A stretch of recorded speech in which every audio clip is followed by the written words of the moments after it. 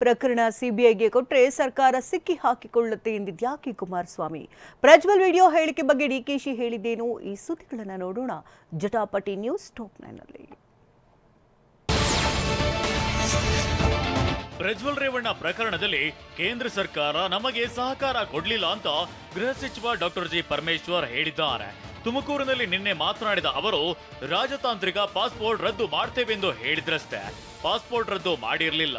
ನಾವು ಬರೆದ ಪತ್ರಗಳಿಗೆ ಇನ್ನೂ ಯಾವುದೇ ಪ್ರತಿಕ್ರಿಯೆ ಬಂದಿಲ್ಲ. ಹೀಗಾಗಿ ಇದರ ಅರ್ಥ ಕೇಂದ್ರ ಸರ್ಕಾರ ಏನು ಮಾಡಿಲ್ಲ ಅಂತ ಪರಮೇಶ್ವರ್ ಆರೋಪಿಸಿದ್ದಾರೆ. ಡಿಪ್ಲೊಮ್ಯಾಟಿಕ್ ಇದನ್ನ ಕ್ಯಾನ್ಸಲ್ ಮಾಡ್ತೇವೆ ಅಂತ ಹೇಳಿದರು. ಎಕ್ಸ್ಟರ್ನಲ್ ಅಫೇರ್ಸ್ ಮಿನಿಸ್ಟ್ರು ಮಾಡಿರಲಿಲ್ಲ. ಅವರೇನು ಇನ್ನೂ ಮಾಡಿದ್ದೇವೆ ಅಂತ ನಮಗೇನು ತಿಳಿಸೇ ಇಲ್ಲ. ನಮ್ಮ ಪತ್ರಗಳಿಗೆ ಯಾವುದೂ ಪ್ರತಿಕ್ರಿಯೆ ಬಂದಿಲ್ಲ. ಸೊ ಅಲ್ಲಿಗೆ ಅರ್ಥ ಅವರೇನು ಮಾಡಿರಲಿಲ್ಲ ಇನ್ನೂನೇ ಅಂತ ಆಯಿತು. ಪ್ರಜ್ವಲ್ ರೇವಣ್ಣ ವಿಡಿಯೋ ಹೇಳಿಕೆ ಬಿಡುಗಡೆ ಮಾಡಿರೋದು ನನ್ನ ಗಮನಕ್ಕೆ ಬಂದಿದೆ. ಎಸ್ಐಟಿ ಮುಂದೆ ವಿಚಾರಣೆಗೆ ಹಾಜರಾದ್ರೆ ಅದೇನಾಗಬೇಕು ಆಗುತ್ತೆ ಅಂತ ಗೃಹ ಸಚಿವ ಡಾಕ್ಟರ್ ಜಿ ಪರಮೇಶ್ವರ್ ಹೇಳಿದ್ದಾರೆ. ನಿಮ್ಮ ಉಬ್ಬಿದ ರಕ್ತನಾಳಗಳ ಸಮಸ್ಯೆಗೆ ಎವಿಸ್ ಆಸ್ಪತ್ರೆಯಲ್ಲಿ ಕೇವಲ 30 ನಿಮಿಷದ ಲೇಸರ್ ಚಿಕಿತ್ಸೆಯೊಂದಿಗೆ ಮುಕ್ತಿ ಹೊಂದಬಹುದು. ಹೆಚ್ಚಿನ ವಿವರಗಳಿಗಾಗಿ ಸಂಪರ್ಕಿಸಿ 8088837300. ಪ್ರಜ್ವಲ್ ರನ್ನ ಅರೆಸ್ಟ್ ಮಾಡಬೇಕಾಗತ್ತೆ. ಶರಣಾದ್ರೆ ಒಳ್ಳೆಯದು. ಸಂಸದ ಪ್ರಜ್ವಲ್ ರೇವಣ್ಣರನ್ನ ಯಾವ ರೀತಿ ಕಸ್ಟಡಿಗೆ ಪಡಿಬೇಕು, ಯಾವ ರೀತಿ ಕಾನೂನಿನ ಚೌಕಟ್ಟಿನಲ್ಲಿ ತರಬೇಕು ಅಂತ ಎಸ್ಐಟಿ ನಿರ್ಧರಿಸುತ್ತೆ ಅಂತ ಪರಮೇಶ್ವರ್ ಹೇಳಿದ್ದಾರೆ. ಅರೆಸ್ಟ್ ಅಂತೂ ಮಾಡ್ತಾರೆ, ಯಾಕೆಂದರೆ ಅರೆಸ್ಟ್ ಮಾಡೋದಕ್ಕಾಗಲೇ ಈಗ ವಾರಂಟ್ ಕೂಡ ಇಶ್ಯೂ ಆಗಿದೆ. ಈಗ ಅವರೇ ಸರೆಂಡರ್ ಆಗ್ತಾರೆ ಅನ್ನುವಾಗ ಅದನ್ನು ಯಾವ ರೀತಿ SITನವ್ರು ತಗೊಳ್ತಾರೆ ನೋಡಬೇಕು. ಪ್ರಜ್ವಲ್ ರೇವಣ್ಣ ವಿಡಿಯೋ ಹೇಳಿಕೆ ಬಿಡುಗಡೆ ಬೆನ್ನಲ್ಲೇ ಪ್ರತಿಕ್ರಿಯಿಸಿರೋ ಮಾಜಿ ಸಿಎಂ ಕುಮಾರಸ್ವಾಮಿ, ತಪ್ಪಿತಸ್ಥರು ಯಾರೇ ಆಗಿದ್ರೂ ಶಿಕ್ಷೆ ಆಗಲಿ, ಪೆಂಡ್ರೈವ್ ಹಂಚಿದವರ ತಪ್ಪು ಇಲ್ಲ ಅಂತ ಸಿಎಂ ಹೇಳಿದ್ದಾರೆ. ಪೆಂಡ್ರೈವ್ ಹಂಚಿದವರ ರಕ್ಷಣೆಗೆ ಇದ್ದೇವೆಂದು ಹೇಳಿದಂತಾಗಿದೆ. ನೊಂದವರಿಗೆ ಸರ್ಕಾರ ಏನು ಸಾಂತ್ವನ ಹೇಳ್ತಿದೆ ಅಂತ ಕುಮಾರಸ್ವಾಮಿ ಪ್ರಶ್ನಿಸಿದ್ದಾರೆ. ತಪ್ಪಿಲ್ಲ ಅಂತ ನಮ್ಮ ಮುಖ್ಯಮಂತ್ರಿಗಳು ಹೇಳಿದ ಮೇಲೆ ಹಂಚದವರಿಗೆ ರಕ್ಷಣೆ ಕೊಡಲಿಕ್ಕೆ ಸರ್ಕಾರ ತಯಾರಾಗಿದೆ ಅಂತ ಆಯ್ತಲ್ವೇ?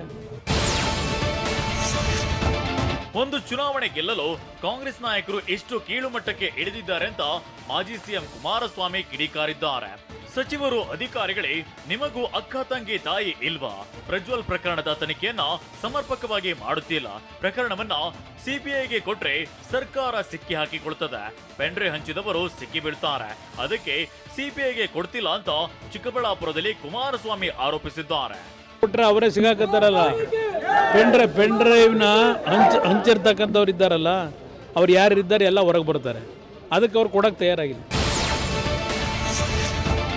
ಕೆಲ ಸಚಿವರು ಪ್ರಜ್ವಲ್ ಪ್ರಕರಣಕ್ಕೆ ಸಲಹೆಗಾರರಾಗಿದ್ದಾರೆ.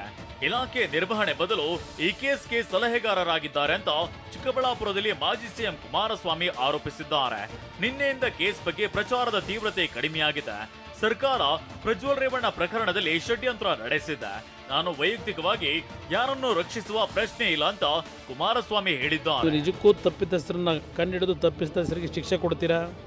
ಆ ಶಕ್ತಿ ಈಗ ನೀವು ನಡೀತಿರ್ತಕ್ಕಂಥ ನಿಮ್ಮ SITನಲ್ಲಿ ಗೃಹ ಮಂತ್ರಿಗಳಿಗೆ ಕೇಳ್ತೀನಿ. ಆ ಒಂದು ವಾತಾವರಣದಲ್ಲಿ ನೀವು ತನಿಖೆ ನಡೆಸ್ತಾ ಇದ್ದೀರಾ? ವಿದೇಶದಲ್ಲಿ ತಲೆಮರೆಸಿಕೊಂಡಿರುವ ಅತ್ಯಾಚಾರ ಆರೋಪಿ ಪ್ರಜ್ವಲ್ ರೇವಣ್ಣ ವಿಡಿಯೋ ಹೇಳಿಕೆ ಬಿಡುಗಡೆ ಮಾಡಿರುವ ಕುರಿತು ಉಪಮುಖ್ಯಮಂತ್ರಿ ಡಿಕೆ ಶಿವಕುಮಾರ್ ಲೇವಡಿ ಮಾಡಿದ್ದಾರೆ. ಪಾಪ ಪ್ರಜ್ವಲ್ ರೇವಣ್ಣ ಏನ್ ಬೇಕಾದ್ರೂ ಹೇಳಲಿ, ಬಾಯಿಗೆ ಬೀಗ ಹಾಕಲು ಆಗಲ್ಲ, ಕಾಲವೇ ಎಲ್ಲದಕ್ಕೂ ಉತ್ತರ ಹೇಳುತ್ತೆ ಅಂತ ನಿನ್ನೆ ಬೆಂಗಳೂರಿನಲ್ಲಿ ಡಿಕೆ ಶಿವಕುಮಾರ್ ಪ್ರತಿಕ್ರಿಯಿಸಿದ್ದಾರೆ. ಬಾಯಿಗೆ ಯಾರು ಬೀಗ ಹಾಕಕ್ಕಾಗಲ್ಲ, ಏನ್ ಬೇಕಾದ್ರೂ ಮಾತಾಡ್ಲಿ. ಅವ್ರು ಮಾತಾಡಿರ್ತಾರ, ಬೇರೆಯವ್ರು ಏನೇನೋ ಮಾತಾಡ್ತಾರೆ.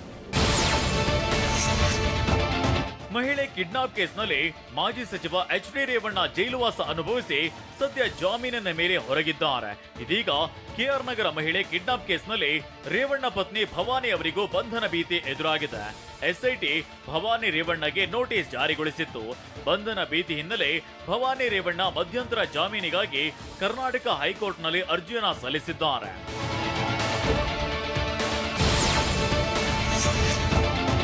ಭವಾನಿ ರೇವಣ್ಣ ಪರವಾಗಿ ಅರ್ಜಿ ಸಲ್ಲಿಸಿದ ಅವರ ಪರ ವಕೀಲರು ಭವಾನಿ ರೇವಣ್ಣರಿಗೆ ಯಾವ ನಿಯಮದಡಿ ನೋಟಿಸ್ ನೀಡಲಾಗಿದೆ ಎಂಬುದನ್ನು ನೋಟಿಸ್ನಲ್ಲಿ ಸ್ಪಷ್ಟವಾಗಿ ಹೇಳಿಲ್ಲ.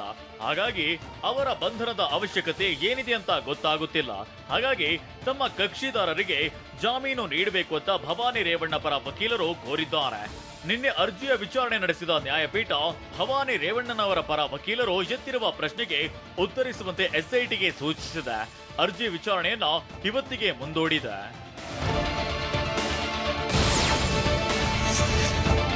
ಕೆಆರ್ಪೇಟೆ ಮಹಿಳೆಯೊಬ್ಬರ ಕಿಡ್ನಾಪ್ ಕೇಸ್ನಲ್ಲಿ ಎಚ್ ಡಿ ರೇವಣ್ಣ ಸೇರಿದಂತೆ 7 ಮಂದಿಯನ್ನ ಈಗಾಗಲೇ ಬಂಧಿಸಲಾಗಿದೆ. ಅವರಲ್ಲಿ ರೇವಣ್ಣ ಅವರಿಗೆ ಜಾಮೀನು ಸಿಕ್ಕಿದೆ. ಅಪಹರಣಕ್ಕೀಡಾಗಿರುವ ಮಹಿಳೆಯು ಭವಾನಿ ರೇವಣ್ಣರ ಹೆಸರನ್ನ ತಮ್ಮ ಹೇಳಿಕೆಯಲ್ಲಿ ಉಲ್ಲೇಖಿಸಿದ್ದಾರೆ ಎನ್ನಲಾಗಿದೆ.